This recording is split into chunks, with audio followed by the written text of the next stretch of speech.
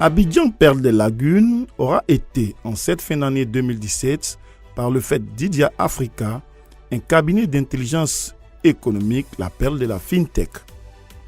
En effet, la caravane de la FinTech, lancée le 25 juillet 2017 lors d'une conférence de presse à l'espace Serail Humois d'Abidjan Plateau, connaîtra, après avoir parcouru plusieurs capitales de la sous-région, à savoir Lomé, Cotonou, Dakar et Accra, son apothéose les 18 et 19 décembre au Radisson Blu Hotel d'Abidjan Airport.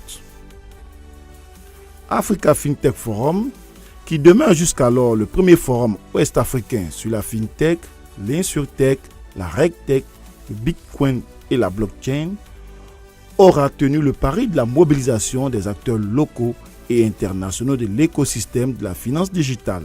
En témoignent les différentes délégations venues des quatre coins de la planète.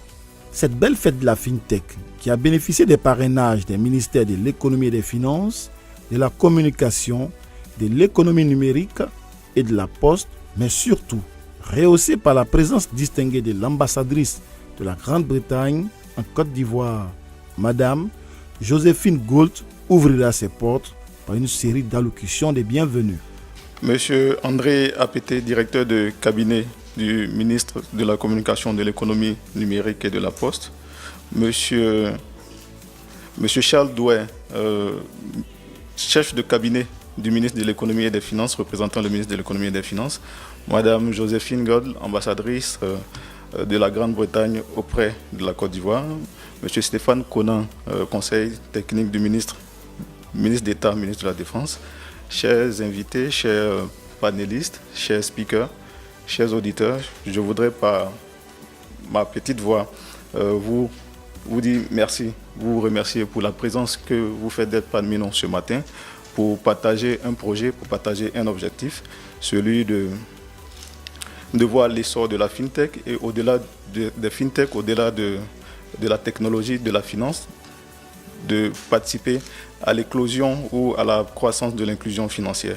Nous voulons vous dire merci pour ce temps que vous consacrez pour ces différents échanges. Nous voulons aussi dire merci à l'ensemble de nos invités qui sont venus, pour certains des États-Unis, pour certains d'Inde, pour certains de Dakar, pour certains de Lomé, en tout cas pour toute l'Afrique qui est réunie ici ce matin, afin que nous puissions partager ensemble ces ambitions, afin que nous puissions ensemble réfléchir à toutes les solutions, à tous les voies et moyens à mettre en œuvre pour participer à l'inclusion financière, pour participer au développement de la finance technologique. Ce projet, c'est beaucoup plus un rêve, c'est beaucoup plus une idée. Et à l'origine, je l'ai partagé avec des collaborateurs et ensemble, nous avons mené les premiers pas. Monsieur André Apété, directeur de cabinet, représentant Monsieur le ministre de la Communication, de l'économie numérique et de la Poste, Excellence Madame l'ambassadeur de Grande-Bretagne en Côte d'Ivoire, Monsieur le conseiller technique du ministre d'État, ministre de la Défense, Mesdames et Messieurs les représentants des partenaires au développement, Monsieur le directeur général d'Africa FinTech, Mesdames et Messieurs les présidents d'organisations du secteur privé, Mesdames et Messieurs les présidents et directeurs généraux des entreprises privées, chers amis des médias, honorables invités, Mesdames et Messieurs. C'est pour moi un honneur et surtout un agréable devoir de prendre la parole au nom de Monsieur le ministre de l'économie et des finances à l'occasion de l'édition 2017 d'Africa FinTech Forum. Je voudrais à l'entame de mon propos adresser les salutations et les vifs remerciements de Monsieur le ministre de l'économie et des finances aux organisateurs du présent forum pour l'honneur fait à sa personne à travers le coparrainage de cet important événement qui réunit les acteurs de l'ENTIC et de la finance. Monsieur le ministre n'a pu effectuer le déplacement en raison des contraintes de calendrier. Aussi, a-t-il bien voulu me faire l'honneur de me désigner pour porter son message. Je voudrais traduire sa gratitude au ministre Bruno Koné, ministre en charge de la communication, de l'économie numérique et de la Poste, coparrain de la présente cérémonie. Je voudrais prier Monsieur le directeur de cabinet, de bien vouloir lui transmettre les salutations et les amitiés de Monsieur le ministre de l'économie et des finances et indiquer par la même occasion que la présence de son département ministériel à cet important rendez-vous est l'expression de la solidarité et de l'engagement du gouvernement pour le développement de la finance digitale. Monsieur le représentant du ministre de l'économie et des finances, Madame l'ambassadeur du Royaume-Uni en Côte d'Ivoire, messieurs et mesdames et messieurs, dit-on, les directeurs et personnalités ici présentes, chers invités, je voudrais avant tout propos remercier très sincèrement les initiateurs de la présente édition pour la confiance encore placée en la Côte d'Ivoire, en lui confiant d'abriter le Africa FinTech Forum. Il s'agit là, à n'en point douter, d'une marque de confiance qu'il convient de saluer.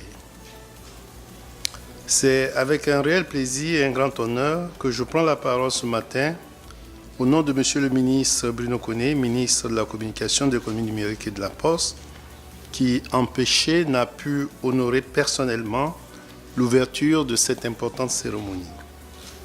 Je veux en son nom saluer toutes les personnalités et délégations venues de pays amis et qui nous font l'amitié de prendre part ici en terre ivoirienne à cette édition de l'Africa FinTech.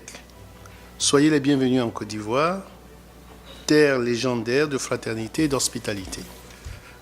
De concert avec le ministre de l'économie et des finances, je déclare ouvert la présente et première session des FinTech en Côte d'Ivoire. D'avis d'observateurs avisés, la réussite de cette première édition d'Africa FinTech Forum tient de la qualité des thématiques abordées par les experts lors de la dizaine de panels au programme des 2 jours du forum. Entre autres thèmes, on pourrait citer comment l'innovation numérique transforme la banque en Afrique, les nouveaux produits et impacts sur l'inclusion financière, finance digitale, mobile money et paiement en Afrique, un leadership mondial pour le développement durable et l'inclusion financière, le secteur de l'assurance en Côte d'Ivoire, opportunités et défis pour l'assurance dans un marché émergent. À côté de ces panels de haut niveau qui font d'Africa FinTech Forum un véritable creuset de réflexion et d'échange, les participants à cette première édition ont enrichi leur carnet d'adresses et élargi leur part de marché par des expositions, des rencontres B2B et des speed dating. L'autre centre d'intérêt de cette édition a été la finale du concours des pitch des startups présélectionnés lors du roadshow qui a parcouru plusieurs capitales de la sous-région.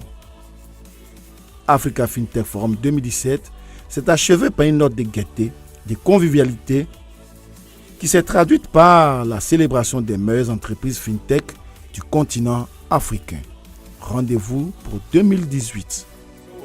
I think it's important in any country or any continent or any group of countries to have a forum because you have better representation. And if you go and try to do something alone, people are not very ready to listen to it easily. But if you do it together, and if more people are saying the same thing, then even regulators and people around, the customers, partners, banks, they also look at it more seriously. So for anything, to achieve anything in any industry, I think a forum is very useful. Je suis Nadine Zoro, consultante à Microsafe, un cabinet international qui travaille dans l'inclusion financière. Je pense que ce forum, l'Africa FinTech Forum, est une très bonne opportunité de mettre en relation les acteurs dans la sous-région et aussi un bon partage d'expériences. Et ça va beaucoup aider les startups de la FinTech à apprendre des expériences des autres dans les autres pays et à améliorer leurs offres. On espère qu'à la fin de ce forum-là, ces personnes vont retourner à la maison motivées et comprendre la valeur et l'avenir de la FinTech dans le développement de l'Afrique. Merci. Stéphane Conan, donc je suis invité à ce forum en qualité de panéliste. Je tiens d'abord à remercier les organisateurs pour l'initiative. C'est une initiative courageuse Il faut que l'Afrique s'intéresse de plus en plus aux questions de technologie liées à la finance et d'inclusion financière. Et donc je félicite les organisateurs. Pour ma part, je suis là pour intervenir sur le sujet du Bitcoin et de la blockchain, qui sont donc les crypto-monnaies dont tout le monde parle en ce moment, qui sont au cœur de l'actualité du moment. Aujourd'hui, les fintech ont un rôle à jouer dans la digitalisation des transactions financières en Afrique. C'est un peu à ce titre que je participe. Je m'appelle Hélène Landry Changai, je suis manager au sein de Microsave en finance digitale. Je suis basé à Nairobi, sachant que Microsave est un cabinet spécialisé en inclusion financière. Donc je suis honoré aujourd'hui de participer à Afrique FinTech Forum.